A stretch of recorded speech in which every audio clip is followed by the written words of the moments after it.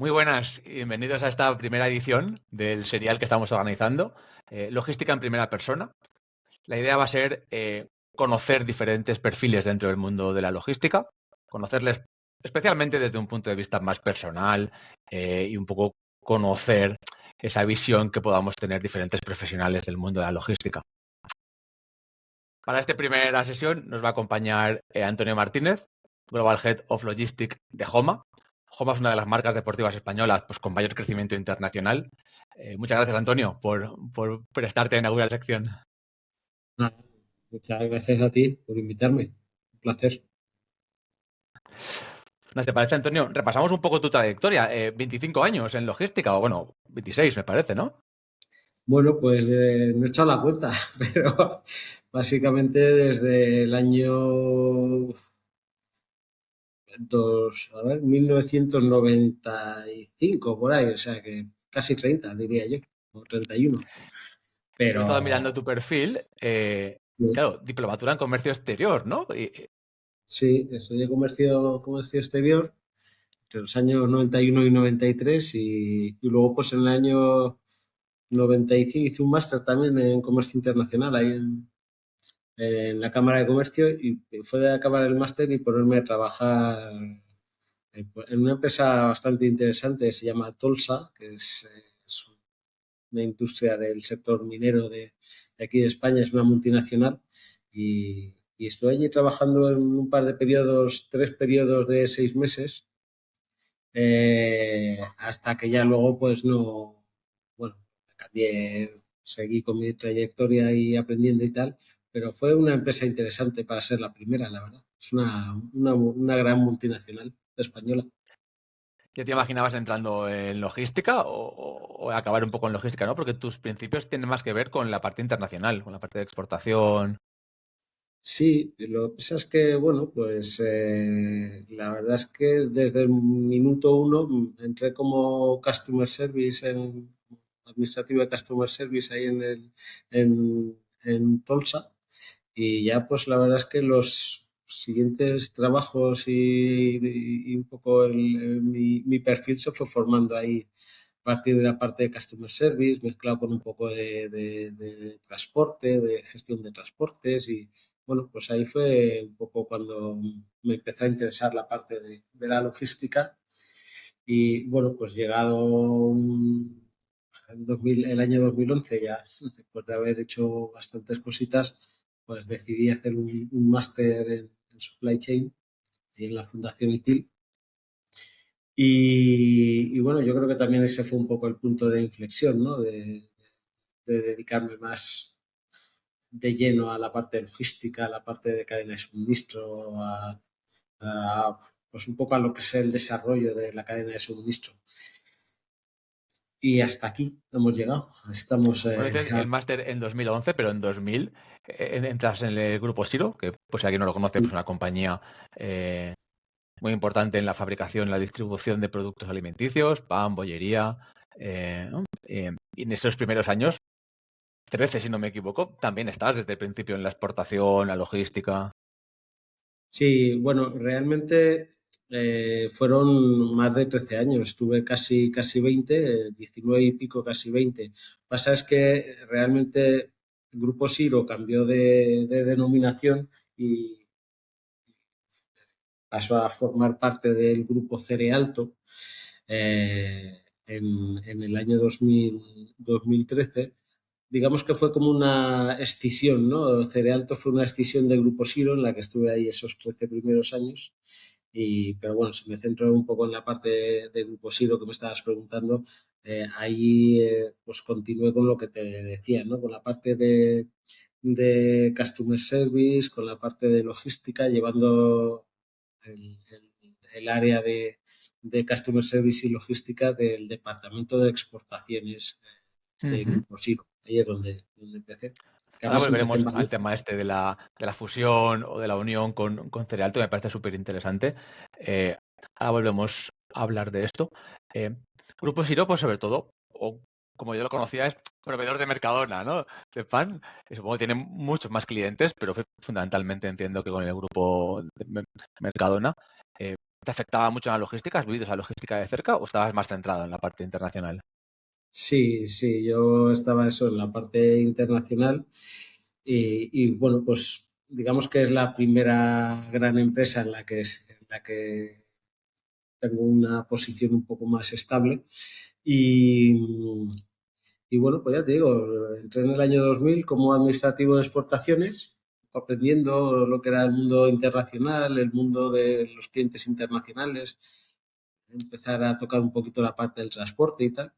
Y luego, pues pasado un tiempecito, pues fuimos creciendo, fuimos haciéndonos un poquito más grandecillos y ya pues tuvimos que formar un equipo de Customer Service y bueno, pues ahí estuve, pues ya te digo, peleándome con facturas, con Excels, con, bueno, era todo súper manual.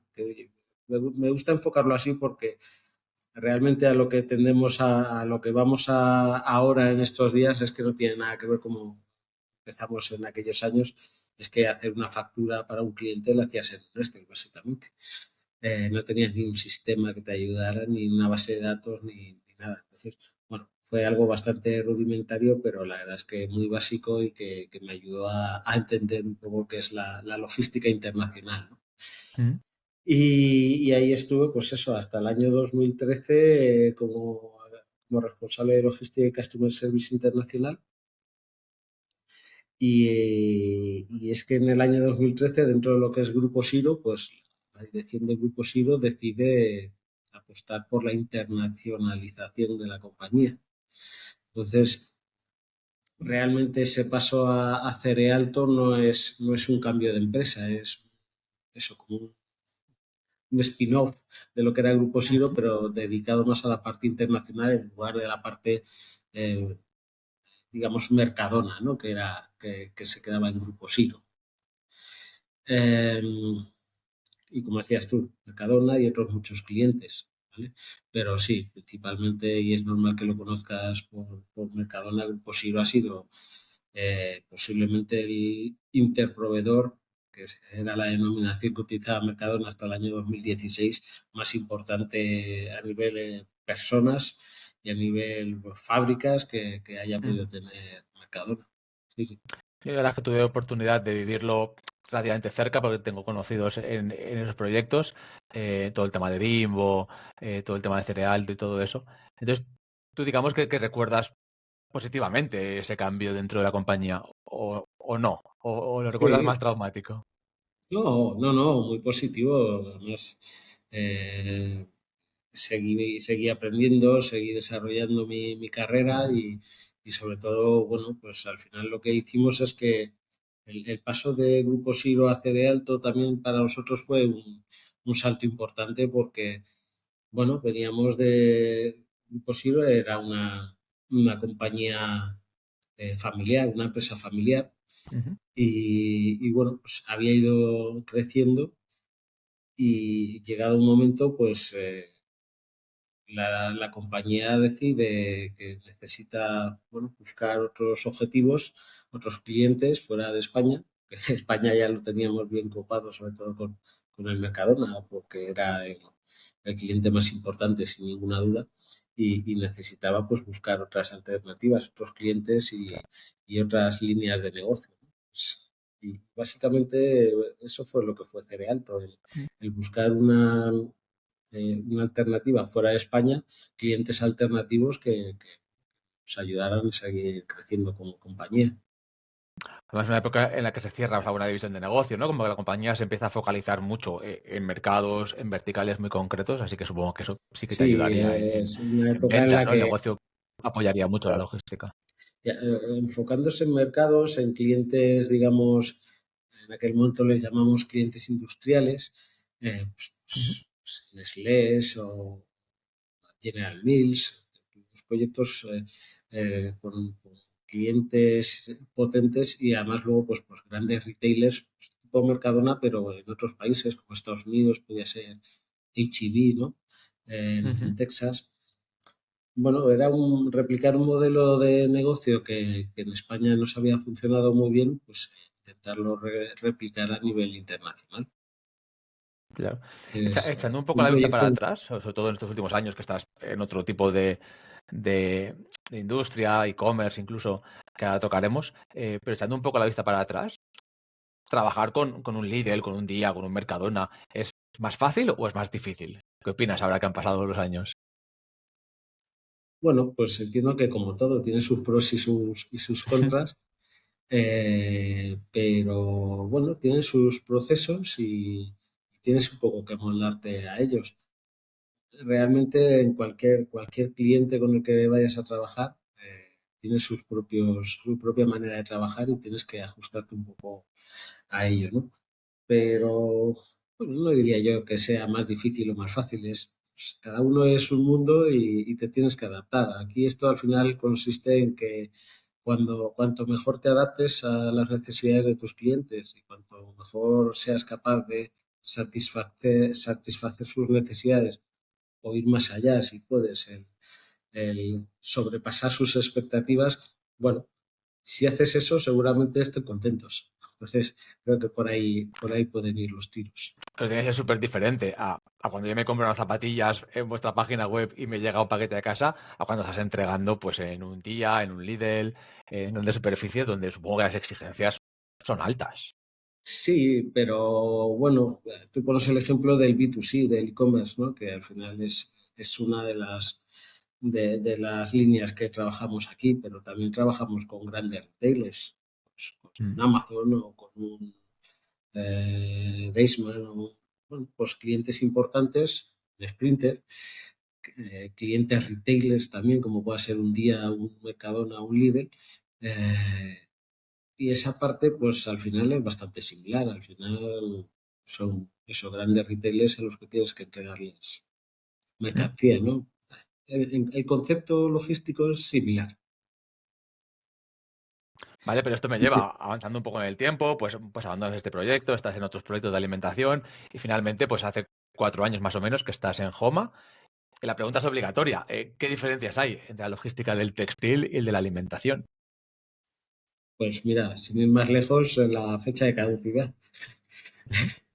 Ujú. Productos perecederos. Los productos alimenticios tienen fecha de caducidad, tienen unos lotes, y los productos como el textil o el calzado no lo tienen, con lo cual es un estrés menos que tienes que tener en cuenta a la hora de gestionar tus productos, eh, porque yo sé que además tú conoces bien la parte del pan de molde y el pan de molde tenía caducidad de 18 días, pero de esos 18 días, desde que fabricabas hasta que entregabas, tenías que entregar a lo mejor en las 48 primeras horas. Entonces, entregar producto con esa logística tan intensa, y a lo mejor fabricando en una fábrica, no sé, Paterna, por ejemplo, ahí cerca de Valencia, y teniendo que entregar en La Coruña, pues, o en Portugal, pues es una logística bastante intensa y estresante, digamos. En este caso, bueno, no tenemos todo, esa es la mayor diferencia que Sí, a podríamos nivel tener. legislativo entiendo que también es más duro, ¿no? Pues plazos de entrega, recogidas de series que a lo mejor pues un cliente ha detectado algo. Claro, bueno, y luego también hay diferencias también, pues, del tipo de logística. En una empresa como Cerealto o como Grupo Siro, realmente ahí trabajábamos con unos volúmenes muy grandes. El hablar de cajas, casi no hablabas de cajas, la unidad logística mínima era el palé. Aquí hablas de sobres, de cajas pequeñas, de envíos a clientes particulares. Bueno, la verdad es que en general hay bastantes diferencias. Lo que sí que tiene en común es, pues en Siros de Alto entraste en un momento de expansión internacional y Homa, pues un poco lo mismo, ¿no? Quiero decir, los últimos años, pues estamos viendo pues selecciones nacionales, europeas, latinoamericanas que van vestidas de Homa y eso tiene que abrir el mercado y vuelves a participar en esa expansión internacional. Claro, sí, realmente, bueno, una de las fortalezas que tiene Homa es una empresa que se está haciendo su camino internacionalmente. Eh, pues en las últimas Olimpiadas representó, si no recuerdo mal, 18 comités olímpicos. 18 son muchos comités olímpicos y te da una visibilidad. Luego está en deportes y a nivel también internacional, como comentabas, pues está en rugby, está en fútbol, está en baloncesto, bueno, está en atletismo. Tenemos, por ejemplo, la selección italiana de atletismo, la selección española de atletismo, que en los últimos campeonatos del mundo pues han hecho grandes cosas, ¿no? Tenemos un Rafa Nadal y un Carlos Alcaraz que jugaron las Olimpiadas con la ropa de Joma. Tenemos un Rafael Nadal que se retiró en la Copa Davis con la ropa de Joma. Bueno, son detallitos, pero que, como dices tú, pues se van viendo y hacen que Joma sea una marca Sí, reconocida a sí, nivel mundial. detallitos, dice. Claro, a nivel de marketing, de ventas es brutal, pero entiendo que esto en logística generará unas tensiones. Bueno, depende de cómo lo organices. Si lo organizas con tiempo y con cariño, pues bueno, pues al final ahí está un poco la clave, ¿no? En las operaciones, en la gestión del tiempo y en, bueno, pues un poco de organización quizá. Mm. Eh, pero bueno, como siempre y como en todo, pues tensiones tiene que haber, eso está claro. Si Hombre, no, y no más, estaría estás hablando aquí. de las restricciones de alimentación, de los tiempos, de las fechas de caducidad, pero claro, en un e-commerce de textil, pues aparecen otro tipo de problemas, ¿no? Pues entiendo que devoluciones, gestión de esas devoluciones, Claro, campañas. eso es.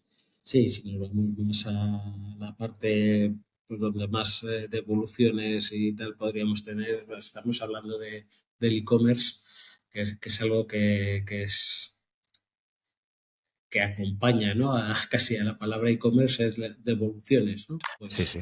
es la logística inversa que además es extremadamente más cara que la logística directa y que requiere de otras acciones y de otros procesos diferentes y sobre todo, y quizá metiéndonos un poco en materia, es gestión de datos, ¿no? O sea, qué importante es la gestión de datos y tener una base de datos correcta y una gestión de esos datos para poder analizar lo que estás haciendo Claro. y sobre todo lo que vas a necesitar hacer a futuro, ¿no? ¿Dirías que es tu principal reto? ¿Gestión de los datos, la logística inversa que comentábamos? ¿Esos son tus principales retos? ¿O hay cosas todavía más críticas en tu mesa? Bueno, yo creo que si hablamos en la logística en general, creo que para poder hacer una buena logística es necesario tener unos buenos datos. Mm, Porque si no, primero a nivel analítico es difícil, a nivel control y a nivel gestión también es muy difícil trabajar con datos, digamos, que no te acompañen, ¿no? Por eso nosotros en Joma trabajamos mucho en tener buenos datos y sobre todo en disponer de ellos y poder moverlos y gestionarlos y mejorar un poco esa claro, analítica, es que ¿no? Eso pocos creemos que porcentajes tiene de bastante. mejora en los volúmenes que manejáis son mejoras Sí, es un poco lo enormes. que comentaba al principio, ¿no? Pues cuando empecé en Grupo Siro, pues hacíamos facturas con un Excel, ¿no?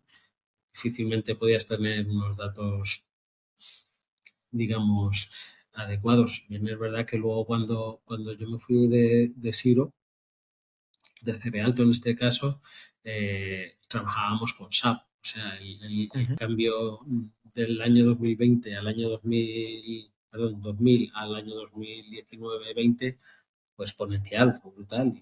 Y los cambios a nivel de data y de ERP que hubo en Siro fueron enormes. Entonces, bueno, pues ahí está un poco el tema, ¿no? En empezar de cero, creando una base y a tener, pues eso, un sistema y unos procedimientos muy consolidados y que te permitían al final, pues eso.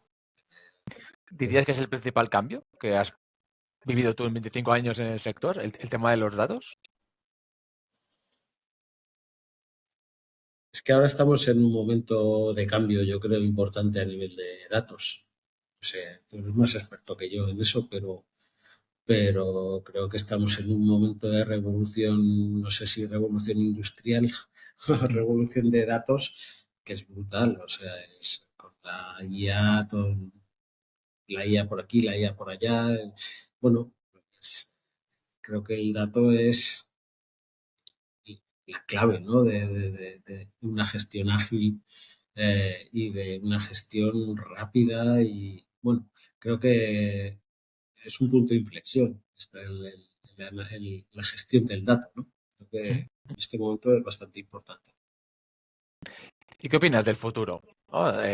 Los drones entregando, la inteligencia artificial que mencionábamos, ¿todo esto es lo que ves en la logística o quizás es más hype que otra cosa? Y yo lo de los drones está bien, pero bueno, todavía sigo viéndolo como algo que ya sé que existe, ¿eh? Pero pues todavía lo veo como un poco algo del futuro, seguramente muy cercano, pero bueno, está claro que la logística y la tecnología van de la mano Ujú. a nivel general. Si quieres tener una buena logística, desde luego tienes que ir acompañado de la tecnología. Eh, Eso es fundamental, porque si no, desde luego te quedarás atrás y te van a pasar todo por la derecha, por la izquierda, por arriba y por abajo. Entonces, tecnología y datos. Para mí esa es la clave a día de hoy de lo que es ¿Eh? la logística, ¿no? Dices, a día de hoy, y si te meto en una máquina del tiempo y te traslado 25 años atrás y te encuentras con Antonio otra vez, ¿qué le aconsejarías? ¿Qué le dirías para que potencie su carrera logística? ¿O qué te hubiese gustado saber hace 25 años? Es una buena pregunta, ¿eh? ¿Qué le aconsejaría? Le aconsejaría trabajar, o sea, no se creería lo que le iba a contar seguramente de la situación en la que estamos a día de hoy, que existirían los desarrollos tecnológicos con los que estamos empezando a tocar, a trabajar, a conocer. Pero bueno, yo lo que creo es que le aconsejaría que siempre se centrara bueno, en el manejo de datos y el manejo de herramientas que le ayudaran a gestionar. Históricamente, y ya te digo, desde hace 25 años atrás, digamos que tenías que trabajar pues con